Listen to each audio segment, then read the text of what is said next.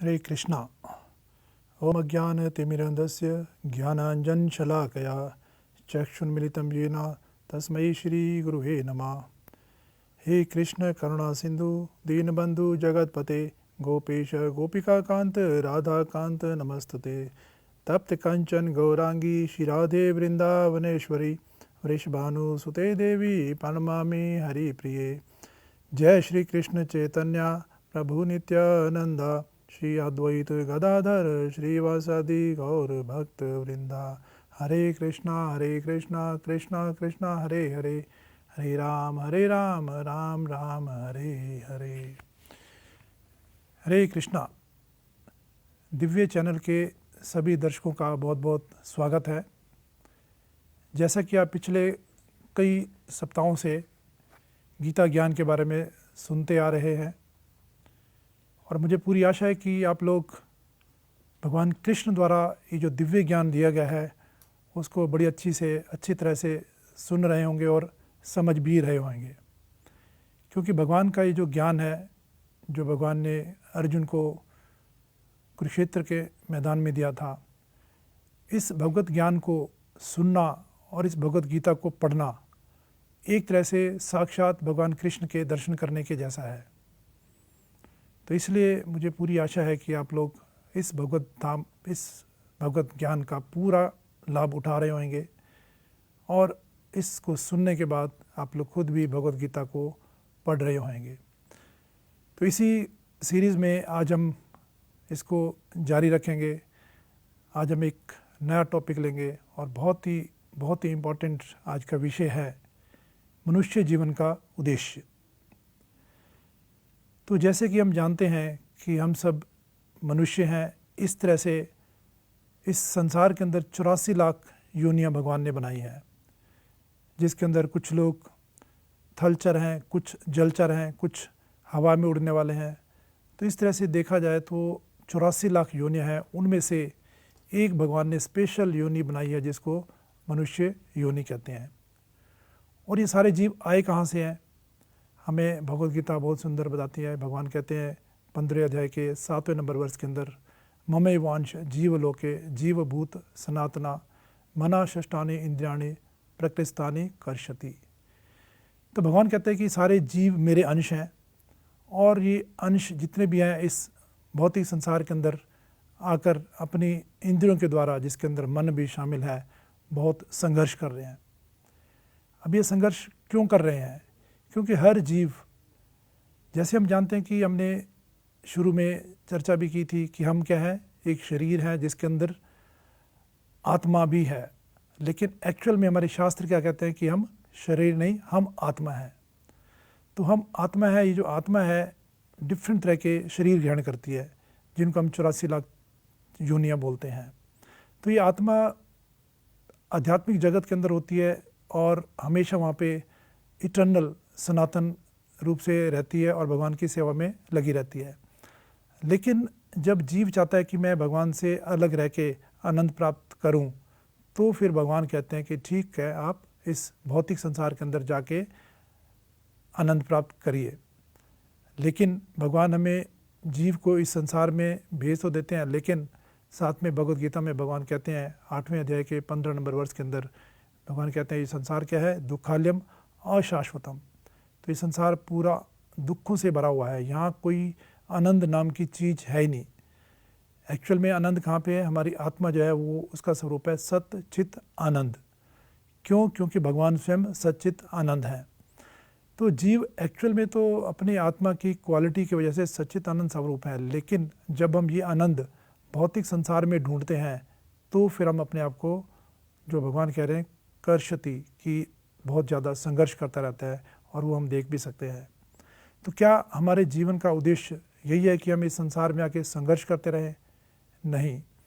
हम देख सकते हैं कि हमें शास्त्रों के अंदर बिल्कुल क्लियर कट लिखा हुआ है कि हमारा जीवन का उद्देश्य क्या होना चाहिए। तो शास्त्र में 2 तरह के उद्देश्य बताते हैं। एक होते हैं प्रयास, दूसरे होते हैं श्रेयास। प्रयास वो हमारा गोल होता है लाइफ का, वो हमारा उद्देश्य होता है जो कि हम प्राप्त करना चाहते हैं इमीडिएटली। और श्रेयास होता है कि लॉन्ग टर्म, हम अल्टीमेटली क्या प्राप्त करना चाहते हैं। जैसे मोस्टली लोग श्रेयस के बारे में तो जानते भी नहीं है, सिर्फ प्रयास के बारे में जानते हैं। और प्रयास क्या होते हैं, जैसे कोई व्यक्ति क्या करना चाहते हैं, बहुत सारी डिग्रियां हासिल करके बहुत ऊंची पोस्ट प्राप्त करना चाहता है ताकि वो अपनी इंद्रिय तृप्ति कर सके और इसी को वो बोलता है कि मैं सुखी रह सकूं। कोई व्यक्ति चाहेगा कि मेरा बहुत बड़ा घर हो, मुझे बहुत सारे गाड़ियां हों, इन चीज़ों में वो सब कुछ आनंद प्राप्त करना चाहता है। कोई चाहता है कि मेरा अच्छा घर हो, मेरी फैमिली अच्छी हो, बच्चे पढ़ लिख जाए तो उसी में मुझे आनंद प्राप्त होगा। कुछ लोग समाज सुधार में लगना चाहते हैं, समाज सुधार करके वो सोचते हैं कि ठीक है, समाज सुधार करके हम अपने जीवन को सफल कर सकते हैं। तो ये सारे के सारे चीज़ें बिल्कुल ठीक है, इसमें कोई शक नहीं है। लेकिन ये सारे क्या है, प्रयास। प्रयास का मतलब कि ये हमारे एक कह सकते हैं कि शॉर्ट टर्म गोल है, जो कि अल्टीमेट जो हमारा गोल, हमारा उद्देश्य ये नहीं है। हमारा अल्टीमेट उद्देश्य क्या होना चाहिए, वो हमें शास्त्र बताते हैं कि हमारा अल्टीमेट उद्देश्य है कि हम सवे पुंसा परो धर्मा यतो भक्तिर अधोक्षजे अहेतु की अप्रतिहता ये आत्मा सुप्रसिद्धति। तो हर व्यक्ति कुछ भी प्राप्त करना चाहता है, उसका मुख्य उद्देश्य क्या है, वो खुश रहना चाहता है, आनंद से रहना चाहता है। लेकिन ये आनंद कहाँ से आएगा, यह आत्मा सुप्रसिद्धति, हमारी आत्मा हमेशा प्रसन्न रहेगी। कैसे रहेगी, सवे पुंसा परो धर्मा। तो भागवतम कहती है कि हर एक जीव का, मनुष्य का खासकर, उसका परम धर्म क्या है कि वो भगवान जो है अहेतु है उसकी भक्ति में लगा रहे। तो जो व्यक्ति भगवान की भक्ति करेगा वही भगवान को प्रसन्न कर सकता है और भगवान को प्रसन्न करके फिर खुद प्रसन्न रह सकता है। लेकिन हम देखते हैं क्या संसार के अंदर हो क्या रहा है। जैसे अगर हम देखें कि एक एनिमल के अंदर, जानवर के अंदर और एक मनुष्य के अंदर क्या फ़र्क है, तो हमें शास्त्र बताते हैं कि आहार निद्रा भय मैथुनम च सामान्यम एतत् पशुभि नराणाम धर्मो ही तेषाम अधिको विशेषे धर्मेन हिना पशुभि समान। तो बड़ा क्लियर कट बताया जा रहा है कि आहार मतलब खाना, सोना, डरना और इंद्रिय तृप्ति करना, मैथुनम करना, ये सारा कुछ मनुष्य भी करते हैं और एनिमल्स भी करते हैं, जानवर भी करते हैं। लेकिन दोनों में फ़र्क क्या है, अगर हम धर्म के बारे में जानने की कुछ जिज्ञासा करते हैं तो हम मनुष्य हैं, नहीं तो हम क्या है, जानवर हैं। ये हमें शास्त्र बताते हैं। इसी तरह से भागवतम के अंदर हम देखते हैं कि यमराज जी अपने यमदूतों को बोलते हैं कि हमारा धर्म, हमारा मनुष्य का उद्देश्य क्या होना चाहिए, धर्म को जानना। तो वो कहते हैं कि एतावान लोके अस्मिन पुंसाम धरा धर्म परा स्मृता भक्ति योगो भगवती तन्नाम गृहणादि भी। तो बड़ा अच्छा वो बताते हैं यमराज जी कि इस संसार के अंदर सभी मनुष्यों का परम धर्म क्या है, भक्ति योग, भगवान की भक्ति करना। और वो कैसे करना है, भगवान के नामों के द्वारा। लेकिन हम देखते हैं कि मोस्टली लोग अपना आनंद कहीं और ढूंढ रहे हैं, और वो जो भी आनंद पा रहे हैं क्या वो एक्चुअल में प्रसन्न है। हम जैसे अपने देश के अंदर या विदेशों के अंदर बड़े बड़े नामी लोग देख सकते हैं, फिल्म इंडस्ट्री में बहुत बड़े बड़े लोग देख सकते हैं जिन्होंने सब कुछ लाइफ के अंदर प्राप्त किया, लेकिन उसके बावजूद भी ऐसे काफ़ी लोग मिलेंगे जो कि डिप्रेशन में हैं या उनको ऐसे मनोरोग हो गए जिसकी वजह से उन्होंने आत्महत्या तक कर ली। क्यों? क्योंकि ये जो भौतिक जितना भी ऐश्वर्य हम प्राप्त करते हैं उसके अंदर हमें कभी आनंद मिलने वाला है नहीं। असली आनंद हमें कहाँ मिलेगा, भगवान की भक्ति के द्वारा, भगवान के लिंक के द्वारा। क्यों? क्योंकि हम एक्चुअल में हैं ही वहाँ से, उसी लोक से हैं, हम आध्यात्मिक जगत से हैं, लेकिन हम गलती से भौतिक जगत में बैठे हुए हैं। जैसे एक कोई बहुत ही रिच व्यक्ति है, उसका बच्चा बाई चांस उसे बिछुड़ जाता है या लड़ाई करके घर से निकल जाता है, वो कितना मर्जी जोर लगा ले, वो खुश होने की कोशिश करेगा, लेकिन अल्टीमेटली वो लौट के वापस आता है और अपने पिता को गले लगाता है। और पिता, हालांकि वो बच्चा घर छोड़ जाता है, लेकिन फिर भी उस बच्चे को जैसे वापस आता है उसको ज़ोर से गले से लगाता है और बच्चा भी खुश हो जाता है और पिता भी खुश हो जाता है। तो हमारे जो परम पिता भगवान वो भी इसी तरह के हैं। हालांकि हम भगवान से कह सकते हैं कि विद्रोह करके या भगवान से अलग आनंद प्राप्त करने की वजह से इस भौतिक संसार में आ तो गए, लेकिन भगवान परम पिता हमेशा हमारे लिए तैयार बैठे कि ये मेरा जीव कब मेरे पास वापस आए। तो भगवान यही चाहते हैं, और जीव की भी आकांक्षा ये होनी चाहिए कि मैं कब अपने पिता से मिलूं और फिर उस परम आनंद को प्राप्त कर सकूं। तो उसी से हम परम आनंद प्राप्त कर सकते हैं। जैसे एक कोई बच्चा है, पार्क के अंदर बैठा है, खेल रहा है बच्चों के साथ और उसके पेरेंट्स आराम से वेट कर रहे हैं कि बच्चा कब खेलना बंद करे और इसको घर ले जाऊं। लेकिन बच्चा क्या करता है, खेलने में इतना मस्त हो जाता है कि वो खेलता रहता है घंटों घंटों, उसको कुछ पता नहीं लगता कि मेरे पिता मेरे को देख रहे हैं या नहीं देख रहे। वो बिल्कुल निश्चिंत होकर खेलता है। लेकिन जब अंधेरा हो जाता है, रात होने को होती है, तब उसको डर लगना शुरू होता है कि मुझे घर जाना है। फिर चारों तरफ नज़रें दौड़ाता है। फिर उसको जब अपने पिता या पेरेंट्स दिखते हैं तब एकदम वो प्रसन्न हो जाता है। तो इसी तरह से हम भी संसार में आकर ऐसे खेले जा रहे हैं, हमारा खेल ख़त्म हो ही नहीं रहा। लेकिन भगवान परमात्मा हमारे पेरेंट्स की तरह, वो हमें 24 घंटे उनकी नज़र हमारे ऊपर है भी कब ये खेल बंद करे और मेरे पास वापस आए। तो हमारे जीवन का एक्चुअल में उद्देश्य क्या होना चाहिए कि हम भगवान की भक्ति करें और भगवान के धाम वापस जाएं। अब ये हम भक्ति कर कैसे सकते हैं, तो भगवान कृष्ण ने भगवद गीता के अंदर बहुत बढ़िया से हमें सारा कुछ सब रास्ता दिया है। हमें अपना जो भी कार्य करते हैं उस कार्य को करना है, उस कार्य को छोड़ना नहीं है। लेकिन हमने करना क्या है, तो भगवान कहते हैं भगवद गीता के 9वें अध्याय के अंदर 27 नंबर वर्ष के अंदर कहते हैं कि यत करोषि यत शनासी यद जोशी ददासी यत तपस्वी कौनते तद कुरुष्व मद अर्पणम। तो भगवान कहते हैं आप जो कुछ भी करते हो, जो कुछ भी खाते हो, जो कुछ भी दान करते हो या जो कुछ भी तपस्या करते हो, ये समझ के करो कि ये मेरे लिए है, भगवान के लिए है। तो आप जो भी कार्य कर रहे हो वो कार्य भक्तिमय कार्य हो जाएगा। सिर्फ इतना करना है। और दूसरा, भगवान कहते हैं कि क्योंकि भगवान साकार रूप हैं, भगवान हमें डीटीज फॉर्म के अंदर, अर्चा विग्रह फॉर्म के अंदर, हम उनको घर में भी रख सकते हैं और मंदिर में भी उनके दर्शन कर सकते हैं। तो भगवान कहते हैं कि मुझे क्या चाहिए, इनफैक्ट सब कुछ भगवान का है। तो भगवान का दिया हुआ अगर हम भगवान को वापस देते हैं तो भगवान को बहुत अच्छा लगता है। जैसे एक पिता बच्चे के लिए कुछ घर में मिठाई लाता है, तो वो ही बच्चा उस मिठाई का एक टुकड़ा अपने पिता को वापस देता है, तो उस पिता को कितना अच्छा लगता है। हालांकि लायक होना है पिता और बच्चा उसको दे रहा है, तो इस बच्चे के इस भाव से पिता बहुत खुश होता है। तो वही चीज़ है, भगवान कहते हैं कि हालांकि सब कुछ भगवान का ही है, लेकिन जब हम भगवान की दी हुई चीज़ भगवान को वापस करते हैं तो भगवान उससे बहुत प्रसन्न होते हैं। और देना क्या है, भगवान कहते हैं भगवद गीता के 9वें अध्याय के 26 नंबर वर्ष के अंदर भगवान कहते हैं पत्रम पुष्पम फलम तोयम यो में भक्त्या प्रचति तद अहम भक्ति उपृतम अशनामी प्रियत आत्मना। तो भगवान कहते हैं मुझे कुछ नहीं चाहिए, मुझे क्या चाहिए, आप पत्ता, तुलसी का पत्ता दे दो, पत्रम पुष्पम, फूल ऑफर कर दो, जल ऑफर कर दो या फल ऑफर कर दो। तो इनमें से कोई भी, किसके पास ऐसी चीज़ नहीं होगी, तुलसी का पत्ता नहीं होगा, जल नहीं होगा, फल नहीं होगा, तो इनमें से कुछ भी भगवान कहते हैं अगर मेरे को प्रेम से अर्पित करते हो तो मैं इससे बहुत प्रसन्न होता हूँ। तो ये भक्ति का कार्य है। तो क्या भक्ति करना मुश्किल है? कोई मुश्किल नहीं है, बहुत आसान है। भगवान ने भगवद गीता में बोला है कि अगर कोई इस तरह से करता है तो वो भक्त मुझे बहुत ज़्यादा प्रिय है। लेकिन इसके लिए हमें करना क्या है, तो हमारे आचार्यों ने हमें बोला कि हम कैसे कर सकते हैं।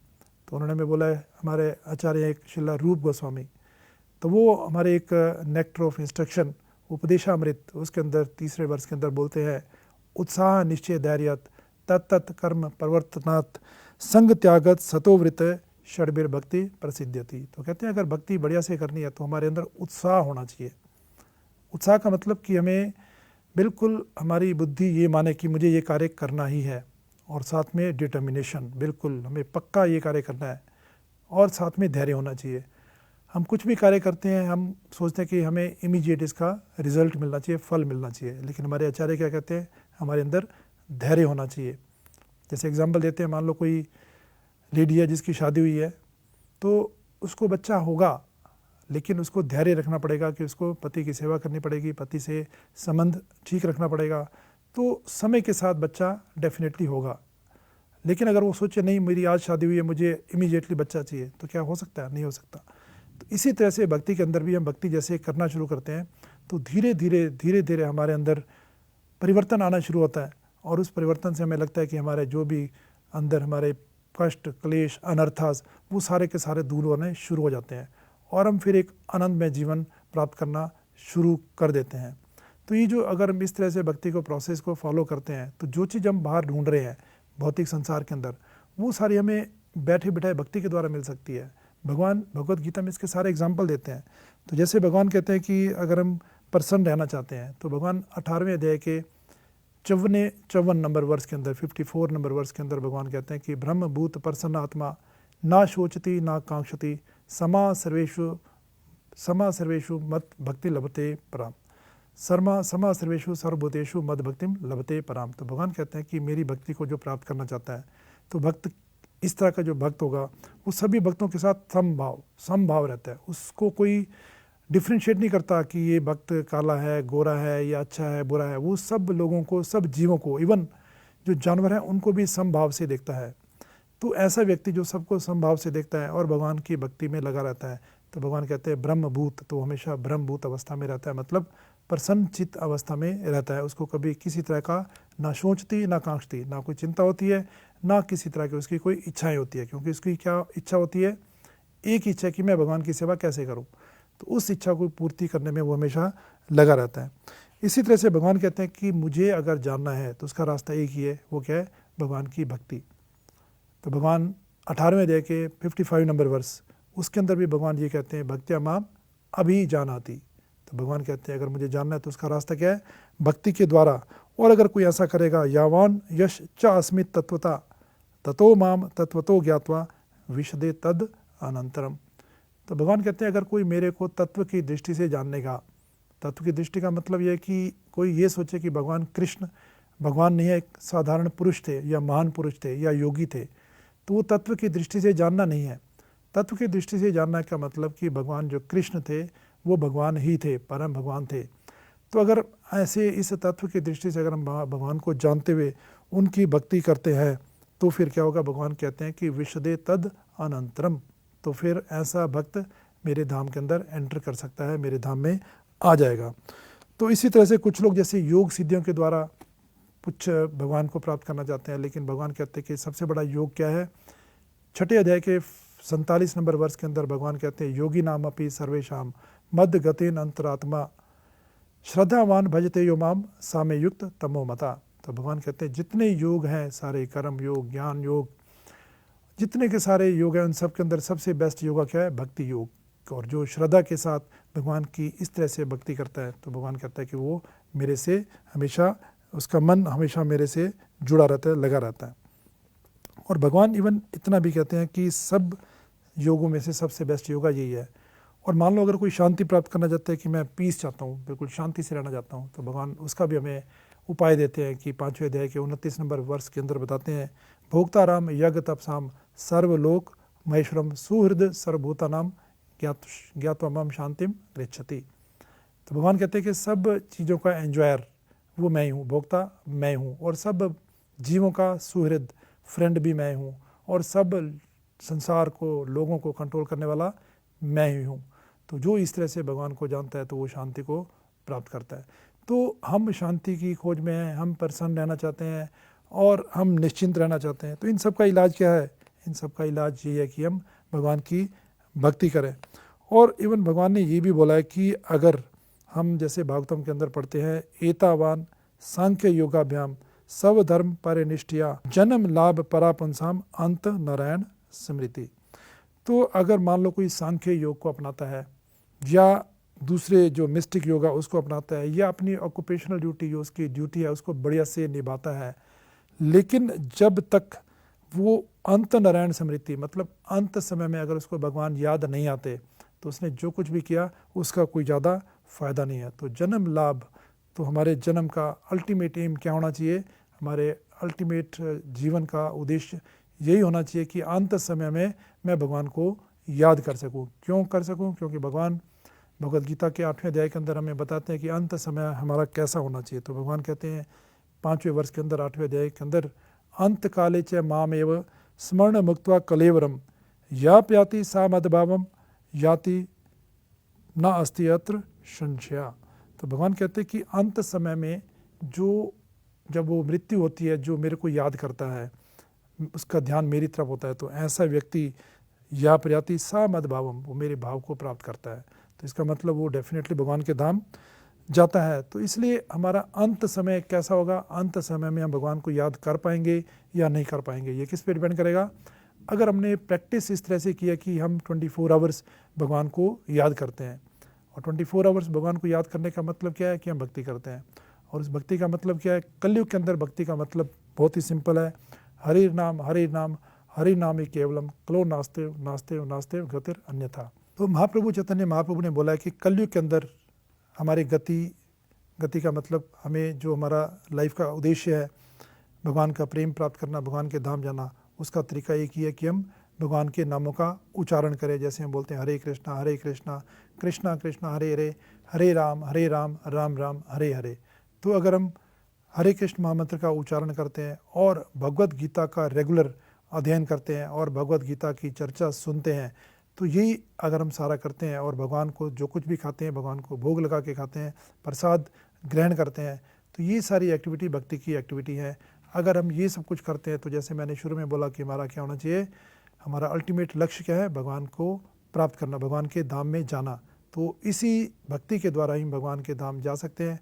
और जो व्यक्ति भगवान के धाम पहुंच जाता है उसको जन्म मृत्यु के से हमेशा के लिए छुटकारा मिल जाता है, उसका जन्म फिर दोबारा नहीं होता, उसको इस मृत्यु संसार के अंदर, भौतिक संसार के अंदर फिर दोबारा कष्टों में उलझना नहीं पड़ता।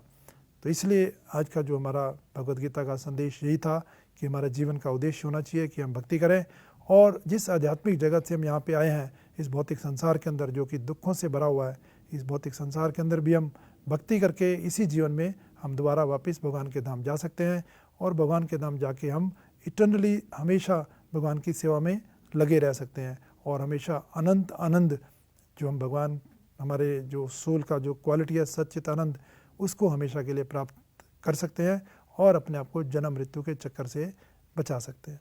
हरे कृष्णा।